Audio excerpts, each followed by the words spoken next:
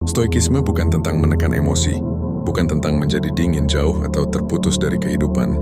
Stoikisme adalah tentang tetap tenang ketika hidup bergerak tanpa kepastian. Kebanyakan orang percaya penderitaan datang dari peristiwa, dari kehilangan, dari kegagalan, dari orang lain.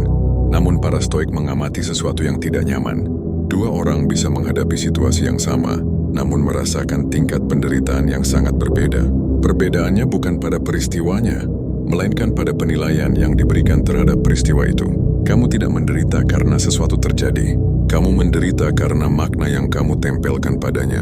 Gagasan ini terdengar sederhana bahkan sepele, namun sangat sedikit orang yang benar-benar hidup dengan cara ini. Kita bereaksi terlalu cepat, kita berasumsi, kita menafsirkan, lalu kita menyebut reaksi itu sebagai kenyataan.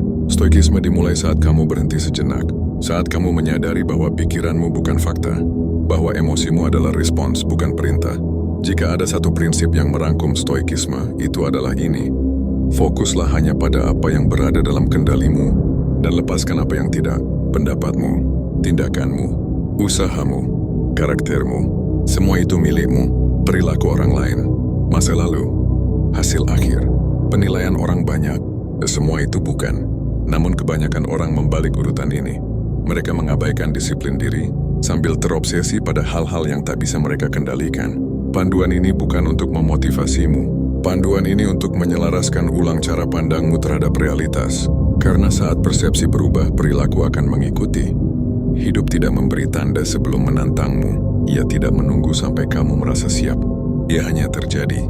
Stoikisme menerima hal ini tanpa keluhan. Rasa sakit tak terhindarkan.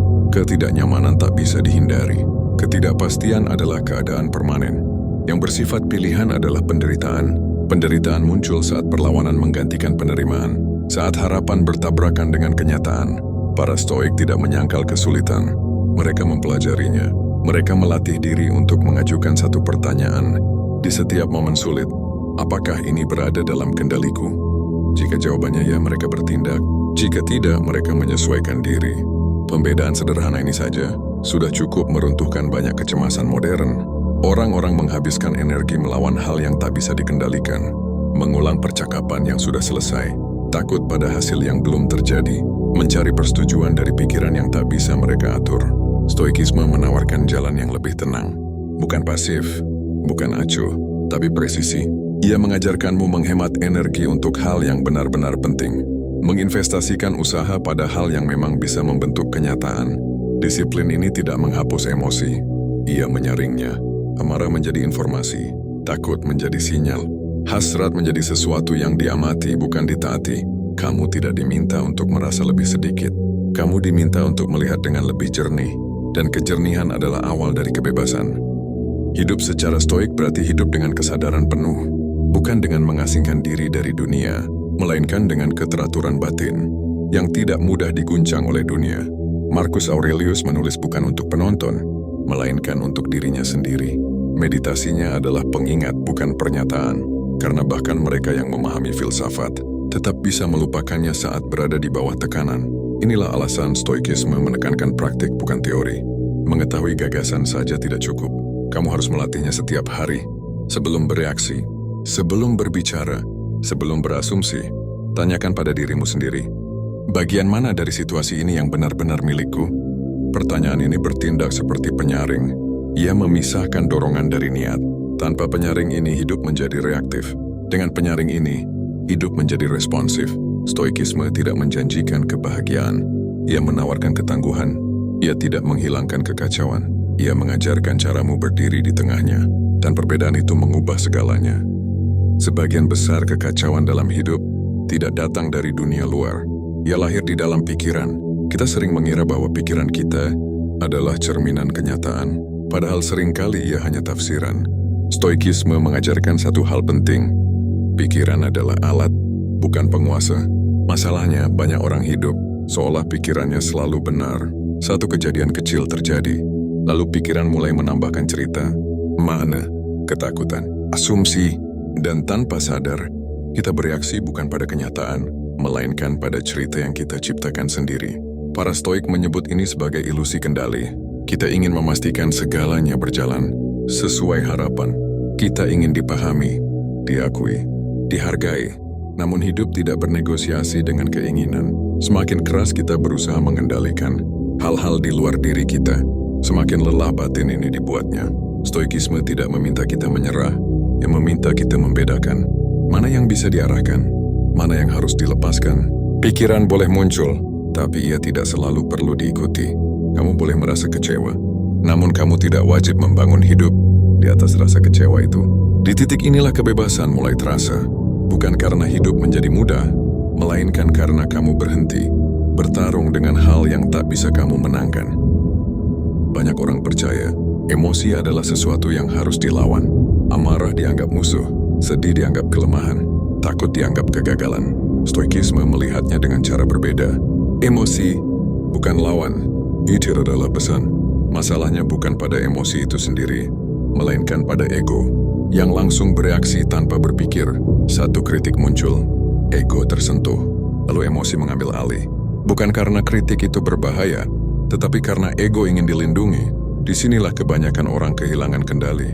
Mereka tidak merespons kenyataan, mereka mempertahankan citra diri. Stoikisme mengajakmu berhenti sejenak, bukan untuk menolak emosi, tapi untuk mengamatinya. Apa yang sebenarnya tersentuh, peristiwanya, atau harga dirimu. Saat kamu bisa memisahkan keduanya, emosi kehilangan kekuatannya untuk menguasai. Amarah berubah menjadi sinyal, bukan perintah. Kesedihan menjadi penanda, bukan identitas. Kamu tetap bisa merasa, namun kamu tidak lagi dikendalikan. Penilaian diri pun ikut berubah, dan kamu berhenti menilai hidup berdasarkan pujian atau penolakan. Kamu mulai menilai dirimu dari cara kamu bertindak saat tidak ada yang melihat. Di titik ini, ketenangan tidak lagi bergantung pada dunia luar. Ia lahir dari dalam. Ada satu hal yang pasti dimiliki setiap manusia, waktu. Dan justru karena itu, kebanyakan orang memperlakukannya dengan sembrono. Kita hidup seolah waktu selalu tersedia, seolah hari esok pasti ada, seolah penundaan tidak membawa konsekuensi. Para stoik berpikir sebaliknya. Mereka hidup dengan kesadaran bahwa waktu terus berkurang, bukan untuk menakuti diri, bukan untuk menjadi cemas, tapi untuk menjadi jernih. Ketika kamu menyadari bahwa hidup ini terbatas, banyak hal tiba-tiba kehilangan kekuatannya. Pendapat orang lain menjadi kurang penting. Hal-hal sepele berhenti menyita perhatian. Kamu mulai bertanya, apakah ini layak menghabiskan waktuku? Kematian bagi stoik bukan musuh. Ia adalah pengingat. Pengingat bahwa tidak semua hal perlu ditunda. Tidak semua luka perlu dipelihara.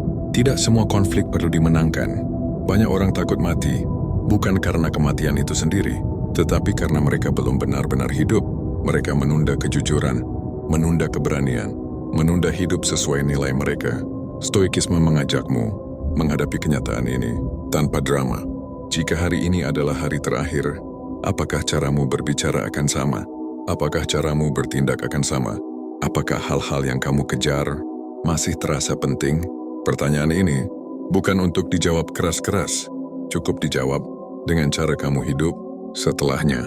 Karena waktu tidak menunggu kesadaranmu, ia terus berjalan. Dan satu-satunya pilihan adalah apakah kamu berjalan dengannya atau terseret olehnya. Setelah semua pemikiran, semua kesadaran, dan semua perenungan, tetap ada satu hal yang tidak bisa dihindari. Tindakan. Stoikisme tidak berhenti pada pemahaman. Ia diuji melalui apa yang kamu lakukan saat tidak ada yang mengawasi. Karakter bukan dibentuk saat hidup berjalan mudah. Ia muncul saat keadaan menekan, dan kamu harus memilih bagaimana merespons. Banyak orang menunggu kondisi ideal untuk bertindak benar. Para stoik tahu kondisi ideal jarang datang, maka mereka bertindak berdasarkan nilai, bukan suasana hati. Saat kamu lelah, nilai tetap bekerja. Saat kamu kecewa, nilai tetap memandu. Saat tidak ada hasil instan, nilai tetap berdiri. Inilah keteguhan. Bukan keras kepala, bukan kaku, melainkan konsistensi antara apa yang kamu yakini dan apa yang kamu lakukan. Hidup akan terus berubah. Orang akan datang dan pergi. Keadaan akan naik dan turun. Namun karakter adalah sesuatu yang bisa kamu rawat setiap hari melalui pilihan kecil, melalui disiplin yang sunyi, melalui keputusan yang tidak selalu terlihat, namun terasa. Stoikisme tidak menjanjikan pengakuan, tidak juga tepuk tangan. Ia menawarkan sesuatu yang lebih stabil, kemampuan untuk berdiri dengan tenang di tengah perubahan, dan ketika hidup kembali menguji, bukan kekuatan luar yang menopangmu, melainkan karakter yang telah kamu bangun perlahan setiap hari. Di tengah semua suara, semua tuntutan, dan semua harapan dari luar, ada satu ruang yang sering kita abaikan. Keheningan. Bukan keheningan karena tidak ada yang terjadi, tetapi keheningan karena kamu berhenti mengejar segalanya. Untuk sesaat di ruang ini, tidak ada penonton, tidak ada penilaian, tidak ada perbandingan. Hanya kamu dan cara kamu melihat hidupmu sendiri. Stoikisme mengajakmu kembali ke titik ini lagi dan lagi. Bukan untuk melarikan diri dari dunia, tetapi untuk mengingat bagaimana caramu berdiri di dalamnya. Kesadaran bukan sesuatu yang datang sekali, lalu menetap selamanya. Ia adalah pilihan yang harus diambil setiap hari. Pilihan untuk tidak bereaksi secara otomatis. Pilihan untuk tidak terbawa oleh arus emosi sesaat. Pilihan untuk bertanya sebelum melangkah, apa yang sedang aku lakukan? Mengapa aku melakukannya? Apakah ini sejalan dengan nilai yang ingin aku hidupi? Pertanyaan-pertanyaan ini tidak perlu dijawab panjang, cukup dijawab melalui arah hidupmu. Karena pada akhirnya, hidup bukan tentang seberapa banyak yang kamu pahami, melainkan seberapa jujur kamu menjalani apa yang kamu pahami. Dan kejujuran itu sering lahir dalam hening. Ada titik di mana usaha perlu dihentikan. Bukan karena kamu menyerah, tetapi karena kamu menyadari batas dari apa yang bisa kamu pengaruhi. Banyak orang kelelahan, bukan karena mereka tidak cukup kuat, melainkan karena mereka terus mendorong hal-hal yang memang tidak bisa digerakkan. Stoikisme mengajarkan penerimaan bukan sebagai kepasrahan, melainkan sebagai kejelasan. Kejelasan tentang di mana usahamu berarti dan di mana ia hanya menjadi beban. Dunia luar akan terus bergerak dengan ritmenya sendiri. Orang akan menilai, keadaan akan berubah, hasil tidak selalu sejalan dengan niat. Kamu tidak perlu memerangi semuanya. Ada garis tak terlihat yang memisahkan tanggung jawabmu dan kenyataan yang bukan milikmu. Di sisi pertama, ada pilihan, ada tindakan, ada karakter. Di sisi kedua, ada cuaca hidup yang tidak bisa kamu atur. Semakin jelas kamu melihat garis ini, semakin ringan langkahmu. Bukan karena hidup menjadi mudah, tetapi karena kamu berhenti menggendong beban yang bukan milikmu. Penerimaan bukan berarti kamu berhenti bergerak. Ia berarti kamu bergerak ke arah yang benar, dengan tenaga yang utuh, dengan niat yang bersih, dan dengan kesadaran bahwa tidak semua hal harus kamu menangkan untuk hidup dengan tenang. Pada akhirnya, tidak ada kalimat yang bisa benar-benar menyelesaikan hidup seseorang. Tidak ada pengetahuan yang tiba-tiba membuat segalanya menjadi jelas. Yang ada hanyalah langkah berikutnya. Satu pilihan kecil, satu respons sederhana, satu tindakan sunyi yang mungkin tidak dilihat siapapun, kecuali dirimu sendiri. Stoikisme tidak meminta kamu menjadi sempurna. Ia hanya mengajakmu menjadi sadar. Sadar saat kamu bereaksi, sadar saat kamu memilih, sadar saat kamu berjalan menjauh dari nilai yang ingin kamu jaga. Hidup akan tetap tidak pasti. Hari-hari akan tetap membawa hal-hal yang tidak kamu rencanakan. Namun di tengah semua itu, ada satu hal yang selalu bisa kamu bawa bersamamu. Sikapmu terhadap apa yang terjadi. Itu bukan sesuatu yang diberikan dunia.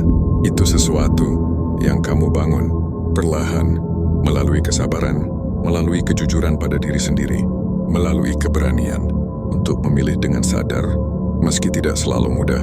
Jika ada satu hal yang bisa kamu bawa setelah semua ini selesai, biarlah itu menjadi ini. Hidup tidak harus dikuasai, Yamadapang dihidupi. Dan setiap hari, selama kamu masih bisa memilih, jalan itu masih terbuka.